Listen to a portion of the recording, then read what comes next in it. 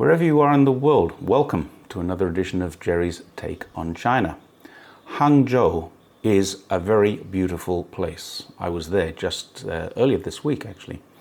Everyone in China knows its most famous tourist attraction, West Lake. Anyone heading there from overseas would be remiss to miss out on a stroll around it.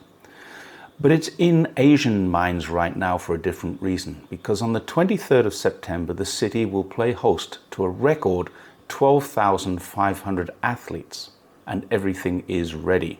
There was a delay of 12 months due to COVID restrictions in 2022, but the wait is over. Hangzhou, the primary destination, but a co-host with 5 other cities, Ningbo, Wenzhou, Huzhou, Shaoxing, and Jinhua, is ready. There are stadiums, gymnasiums, swimming pools, diving pools.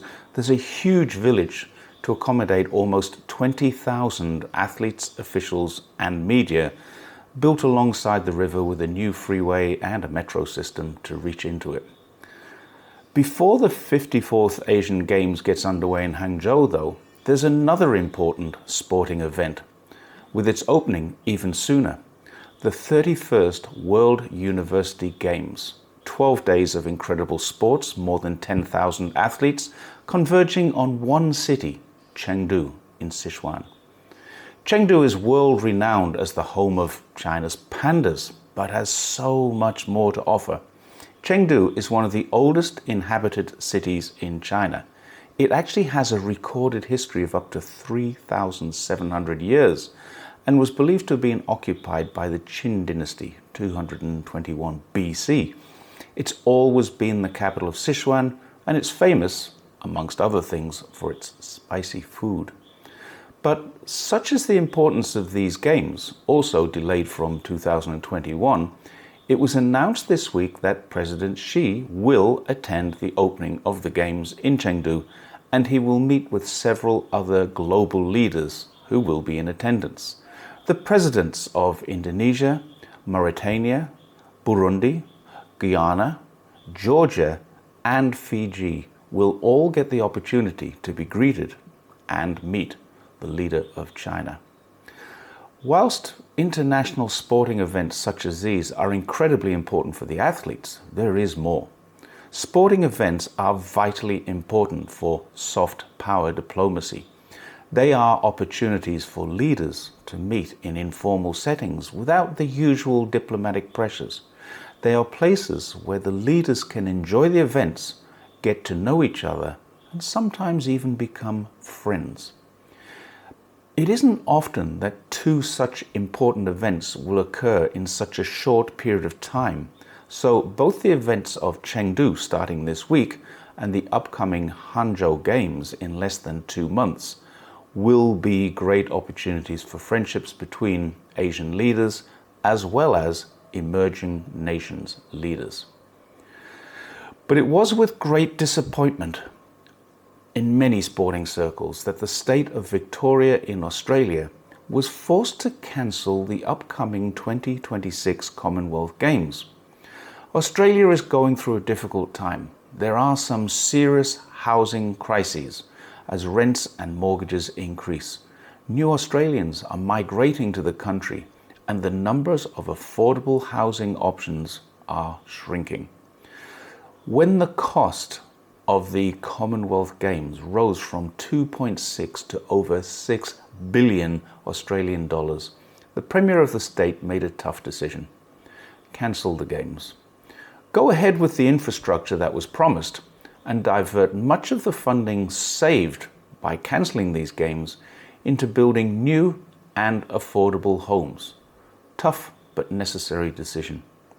The Commonwealth Games are big. Not quite as big as the Olympics, but as any Brit will tell you, they carry equal importance.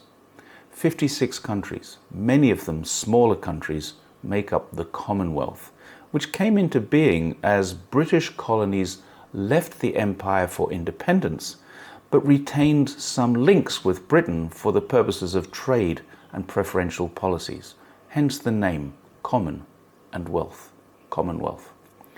From a sporting perspective, though, cancellation is a huge disappointment.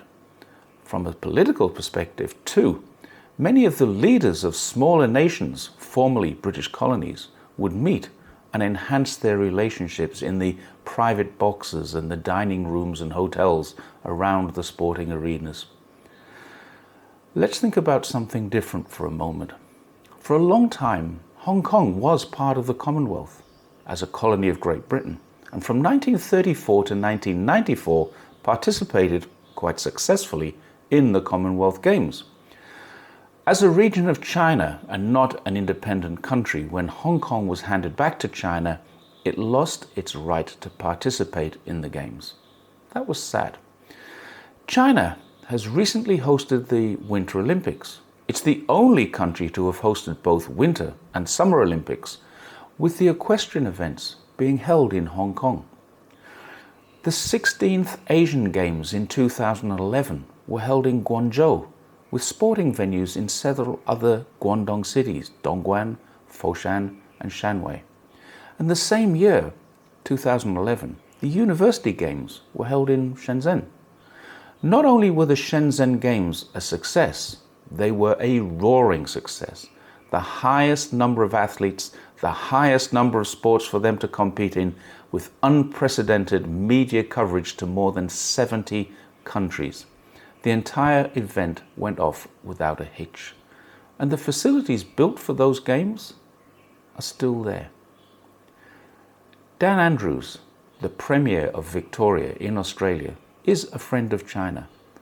One of the few politicians in the country, perhaps even in the international community, who's prepared to endure the wrath of Australia's hostile anti-China media, presumably because he realizes without China, Australia would revert to a third world economy.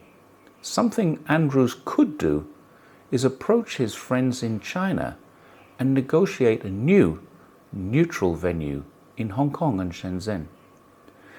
Impossible as this might sound, there is a precedent for cancelling a Games and choosing an alternative venue. South Korea did so in 1970 when they cancelled the Asian Games there due to security and financial concerns. Bangkok picked up the Games and are, so far, the only country to have held back-to-back Asian Games. It would definitely take some diplomatic shuffling for Hong Kong to be allowed to participate as a former Commonwealth member, but it might help to bring about a thaw in relations between Australia and China. It would certainly ease the disappointment of people such as the chef de games and former Olympian and Commonwealth gold medalist Petria Thomas. If the Games are cancelled, it's not just the thousands of athletes who suffer, it's the tens of thousands of people who support them. The media also loses much needed revenue, and the sporting world misses one of its most important events. Look at how China manages these events in Hangzhou in a couple of months and Chengdu later this week. Notice how China is friends with so many countries, especially the smaller nations, 33 of which make up the Commonwealth's 56 members. It might sound outrageous, it's certainly out of the box, but it could be the perfect answer to the prayers of a lot of people. Please like and share this idea. Maybe it'll gain some traction, and maybe China and all the athletes and all the people participating could come out as winners in this. Thanks for watching. See you next time.